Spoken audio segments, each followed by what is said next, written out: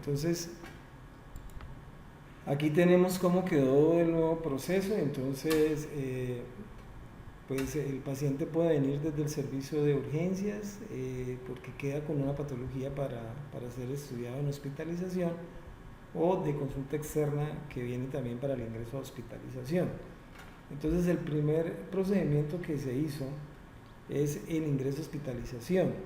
El ingreso a hospitalización, quien ingresa al paciente a hospitalización es la enfermera jefe. La parte que está en amarilla es lo que hace el equipo de enfermería, y lo que está en azul es el equipo médico.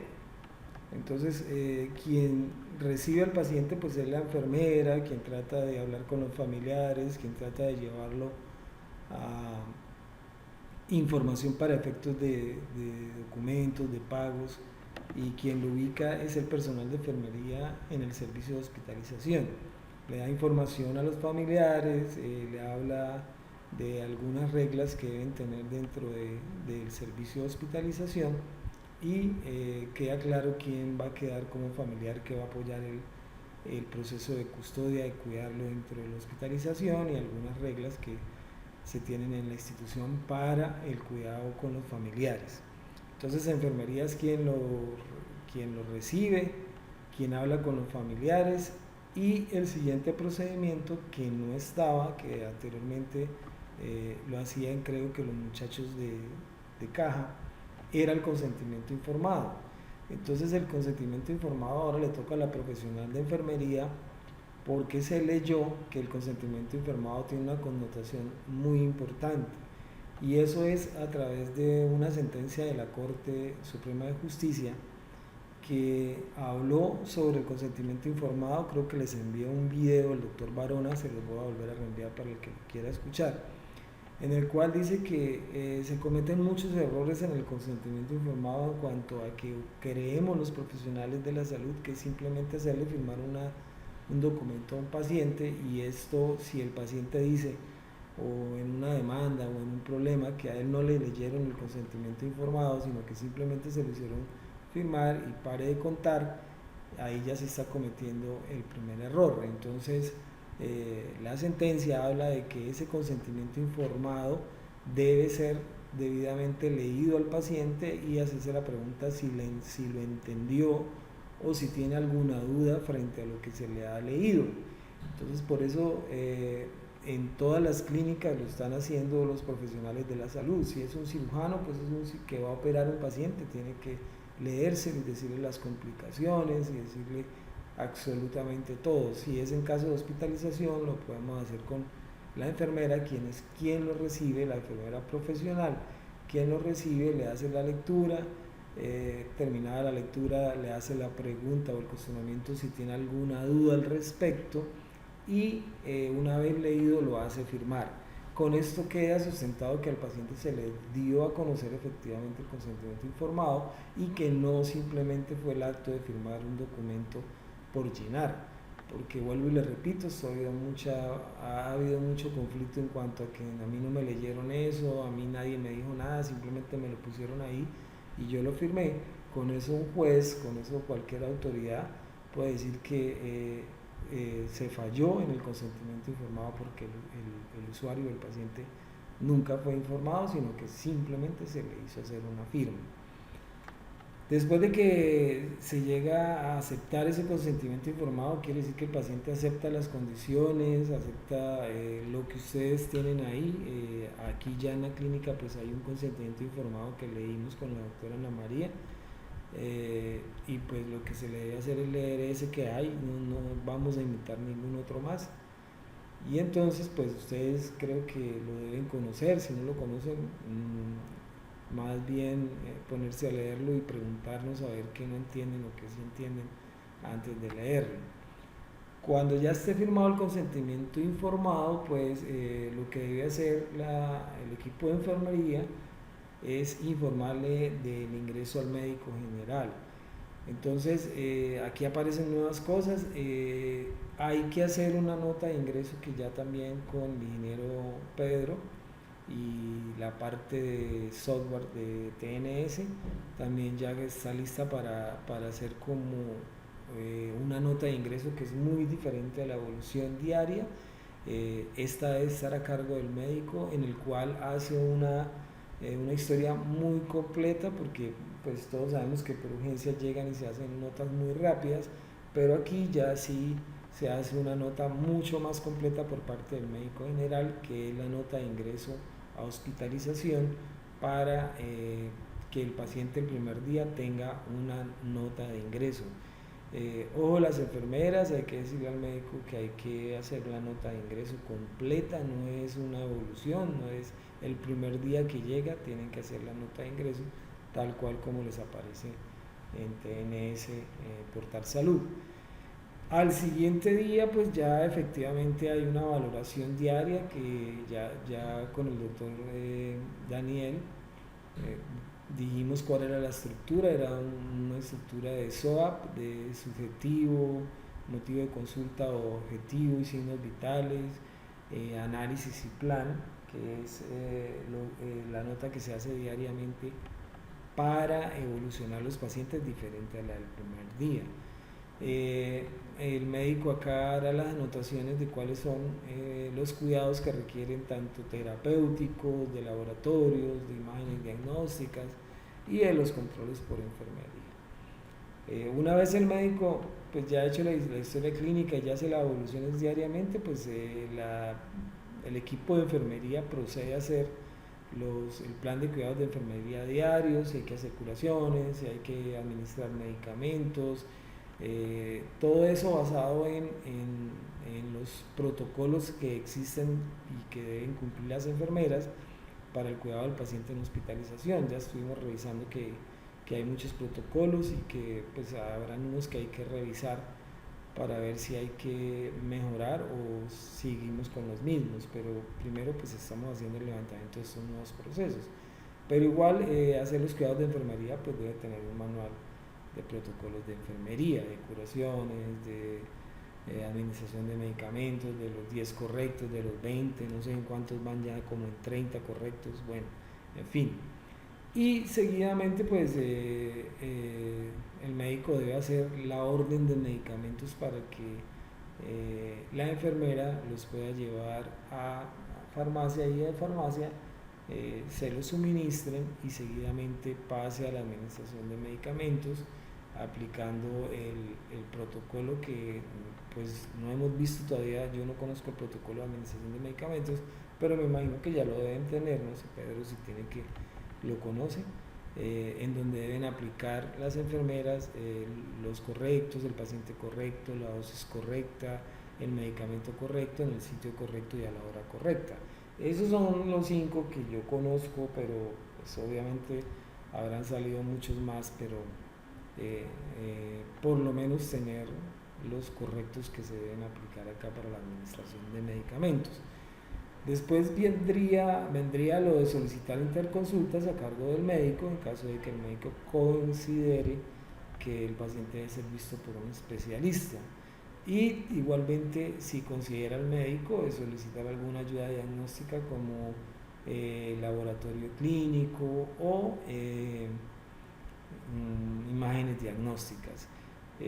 Hay que tener en cuenta que el siguiente paso o procedimiento es gestionar esas ayudas diagnósticas, teniendo en cuenta si la clínica actualmente tiene lo que pide el médico o hay que gestionar para el traslado del paciente a otra institución. Entonces, por decir algo, si necesita un TAC o el especialista pide un TAC o una resonancia, sabemos que ese paciente pues hay que gestionarle tanto en lo financiero como en a dónde lo vamos a mandar, donde haya contrato, donde haya convenio. Hay que buscar la ambulancia, hay que buscar prepararlo muy bien, que el paciente lo que haga la recomendación, la IPS que vaya a hacer el examen. Uno ve muchas veces que se cancelan procedimientos, el paciente lo llevan y de pronto el paciente tenía que estar en ayunas, entonces no se preparó, comió y entonces llegó y perdimos ese día la cita. Ahorita hay que estar muy pilas porque estamos en una congestión en todas las IPS desbordadísima, y perder una cita pues sería bastante complicado para el paciente y para su estadía, ya que aquí pues el paciente está pagando el día a día, no es una EPS sino el día a día. Entonces por eso tenemos que ser muy precisos en gestionar esos traslados y el procedimiento no se puede hacer aquí. Si es un cuadro hemático o si es eh, un laboratorio que se puede hacer aquí, pues todos deben conocer los protocolos de cuántos son los tubos, cuántos centímetros deben ir. Creo que con mi ingeniero Pedro estuvimos mirando eso, pero hay que afinarlo un poquito más para que todo el mundo tenga idea de cuánto se debe extraer para llegar al laboratorio, si es química sanguínea, si es bacteriología o si es todo lo que se hace acá. También de una manera correcta para que en la mañana, si le vamos a pedir una glicemia en ayunas, pues hay que preparar al paciente y no de pronto darle comida, porque eso también prolongaría un día más y entonces pues produciría una insatisfacción en las personas que por culpa de nosotros no preparar bien ese paciente se tenga que estar un día más acá en la institución a cuenta de culpa de nosotros. Entonces, por eso es muy importante que el personal de enfermería esté muy atento de todas las ayudas diagnósticas y laboratorios que pidan los médicos para que evidentemente al siguiente día o ese mismo día se pueda gestionar. Y lo que le decía, pues lo que sigue sería preparar al paciente para hacer para que pueda ir como se debe ir preparado a esas ayudas diagnósticas por parte del personal de enfermería. Lo siguiente que puede ser es o que el paciente solicite una remisión o que el paciente sea dado de alta. La remisión debe estar a cargo única y exclusivamente a cargo del médico, eso no lo puede transferir a que lo haga absolutamente nadie más en la institución, sino solamente el médico. Solicitar una remisión, ¿en qué casos? En los casos en que nos encontremos con que es una patología que se nos sale de las manos por el nivel de complejidad en que estemos y que de pronto requiera una complejidad un poquito más alta, pues tenemos que definitivamente hacerle la remisión al paciente. Entonces eso está en cargo de un formato que ya existe y que lo debe hacer pues obviamente el médico hospitalario. Y pues si el paciente termina, completa el tratamiento, pues se le dará de alta y se le dará una información al paciente de que se le va a dar de alta para que haga todos los trámites administrativos de pagos y de cosas que estén pendientes para que la salida sea lo más pronta posible, porque si le vamos a dar salida a las 9 de la mañana y que no podamos cuadrar la cuenta, entonces nos den las 6, lo mismo que si le vamos a dar una salida el domingo y tenemos que pensar que si está la chica de caja, si no está, todo eso tenemos que prever con la atención al paciente para que no vaya a tener ningún inconveniente, no vaya a salir furioso, porque realmente eso se ve bastante. Y la otra opción es que salga de la institución por salida voluntaria, entonces igualitico que en el consentimiento informado, el médico acá en este caso es el responsable de que efectivamente la persona firme la salida voluntaria, porque cuando una persona toma la decisión de una salida voluntaria es ella quien asume los riesgos y eso se le debe leer. Eso se le debe dar a conocer de la misma forma que el consentimiento informado para que el paciente no vayamos a tener ningún problema y se complique en la casa y de pronto si hay una complicación nos culpe de que nosotros fuimos que le echamos de la institución. Igualmente tiene el mismo peso, diríamos así, que tiene un consentimiento informado. Y por último, pues la otra opción es que el paciente fallezca y entonces es a nombre del médico la responsabilidad también de dar el certificado de difunción, que pues ya todos sabemos que es en línea, que ellos lo pueden diligenciar y que ojalá sea también muy expedito para los familiares, porque todos sabemos el trámite que tienen que hacer ellos para llevar el cadáver a una funeraria y que sin este documento pues van a tener muchos inconvenientes. Entonces hasta ahí es el proceso de hospitalización. Si tienen alguna pregunta, pregunten sin ningún miedo, porque la verdad es que pues Hay unos cambios ahí y queremos mirar a ver si queda entendido, si no queda entendido y si no, pues de todas maneras vamos a hacer una evaluación de esta capacitación para ver si todo queda claro, pero nos gustaría saber si hay alguna pregunta. Entonces cualquiera de ustedes puede levantar la mano y decir quiero preguntar algo y con mucho gusto le damos respuesta.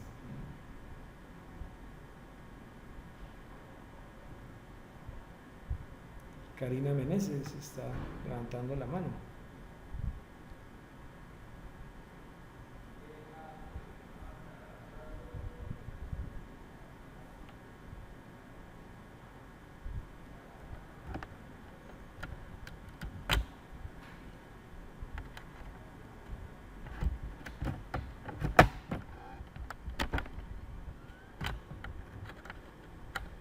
No lo escucho.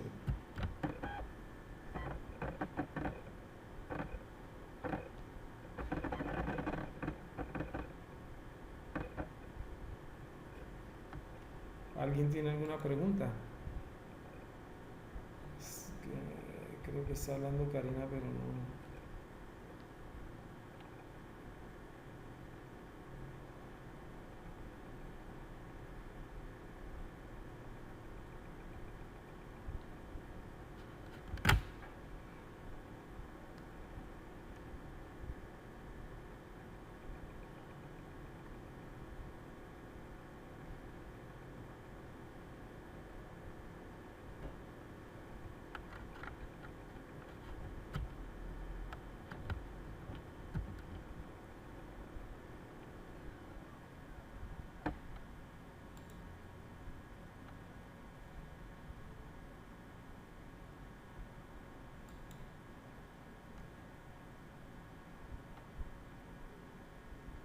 Creo que Karina no tiene activado el micrófono.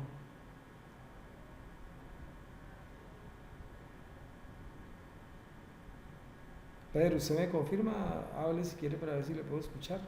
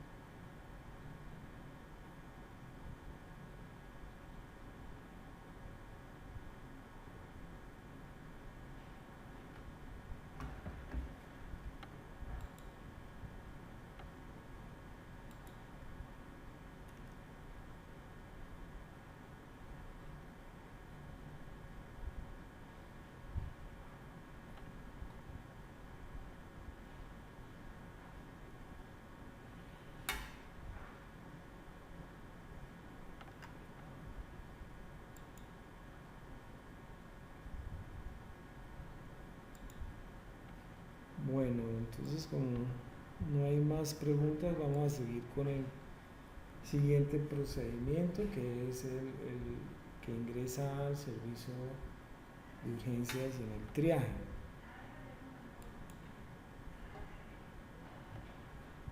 Entonces,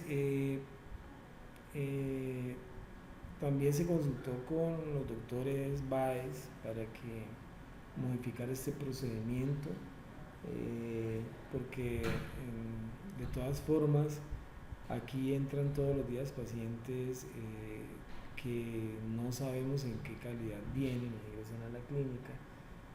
Muchos vienen a pedir una consulta externa y de pronto traen alguna complicación, entonces para eso se diseñó el triaje. Una cosa es de pronto los tiempos que requieren el triaje y otra cosa es la guía que nosotros vamos a entrenar con los médicos. Yo acá les voy a explicar el triaje desde el punto de vista procedimental, pero la guía de práctica clínica, pues esa sí la vamos a tratar con los médicos. Entonces, la idea es que el paciente que ingresa a la clínica, ya sea por cualquiera de las tres puertas, tenga una orientación para que sea dirigido al triaje de enfermería y allí se haga una categorización del paciente.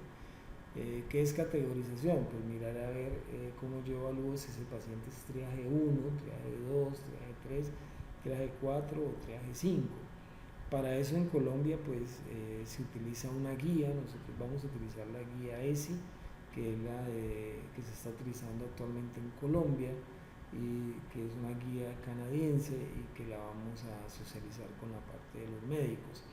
Pero en general el triaje, para decirles así muy someramente, el triaje 1, pues todos sabemos que es la persona, como lo dice la guía, el paciente aquel que se va a morir, que sabemos que viene morado, que viene con mucha dificultad respiratoria, agitado, pues ese es un paciente muy seguramente que trae un infarto y que si no lo atendemos inmediatamente pues puede fallecer.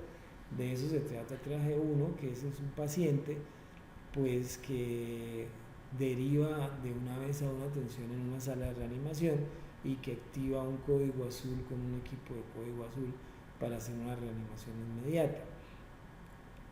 Ese es generalmente lo que dice la guía. Entonces el paciente también puede ser el que nos dejan ahí por un accidente que haya ocurrido aquí en todo el radio alrededor de esta clínica, con trauma craneoencefálico, el paciente que ha perdido la conciencia, que ya está un poco nublado.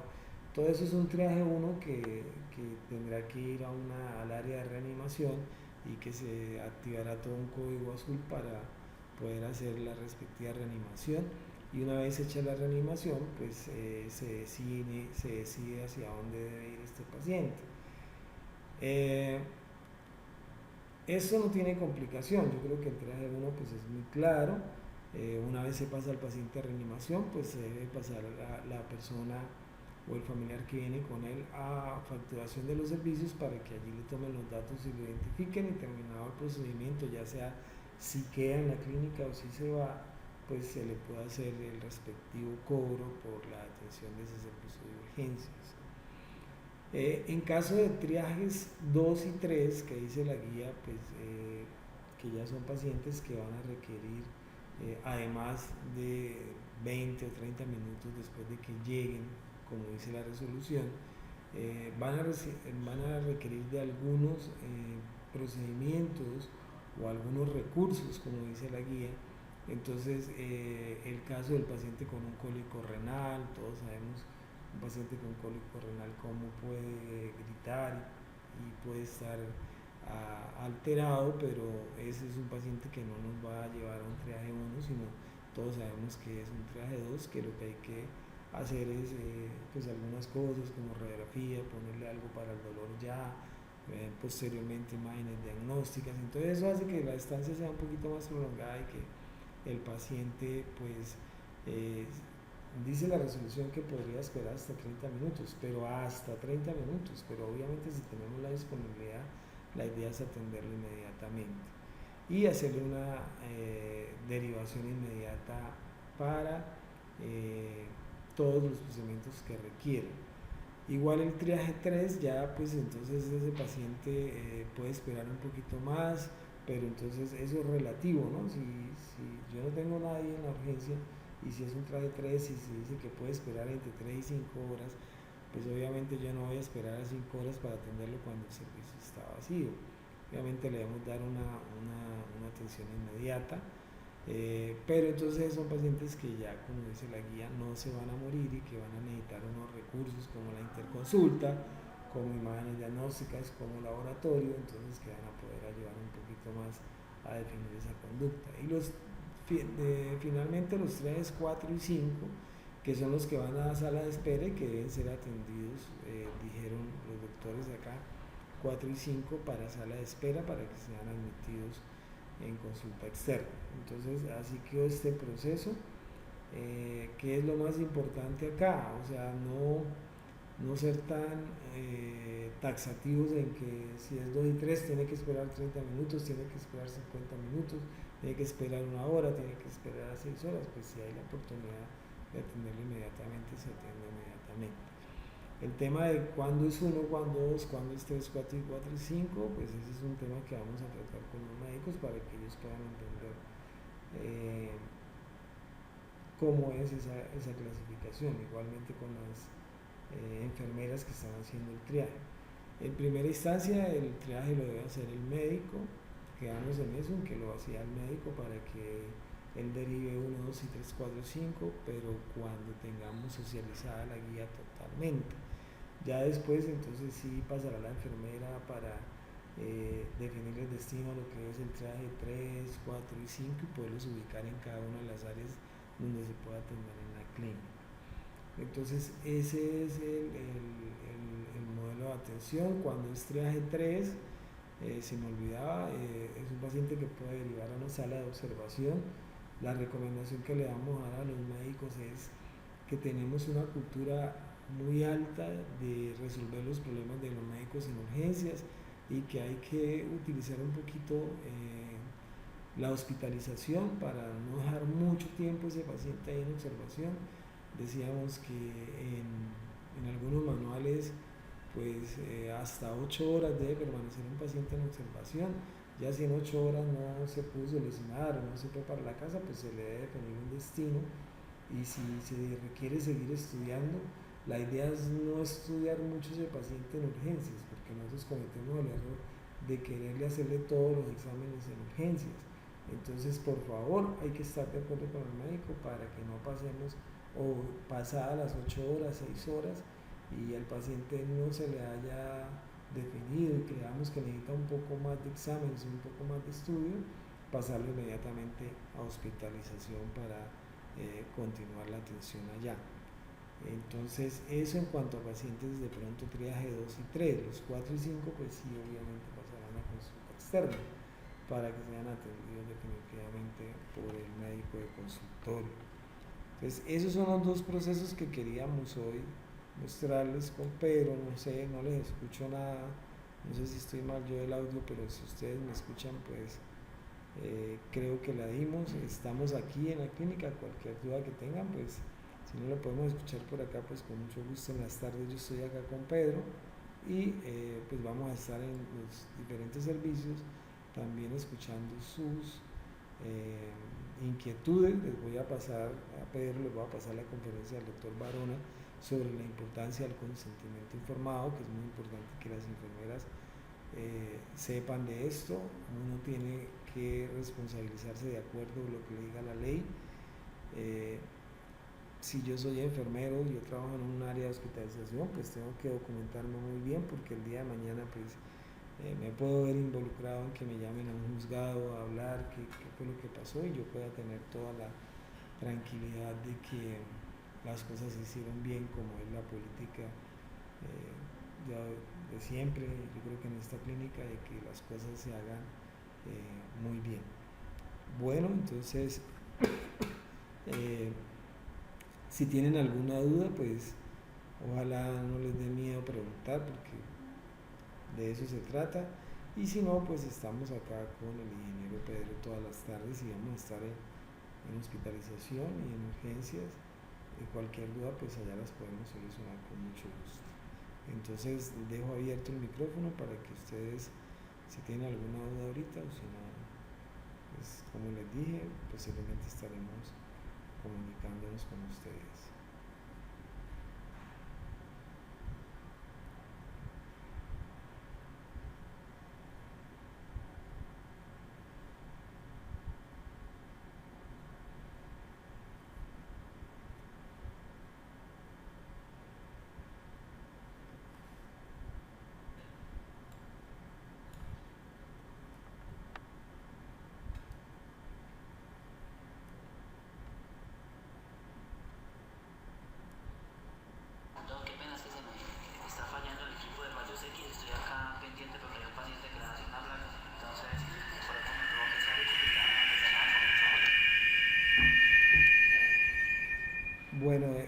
todas maneras, pues esta charla va a ser guardada. También les informo que vamos a tener un canal virtual en YouTube para que los que no la vieron la puedan volver a ver. Y también lo que les dije, pueden preguntarnos a Pedro y a mí sobre alguna duda que tengan. Como veo que no hay ninguna más, pues les agradezco su atención y hasta una próxima.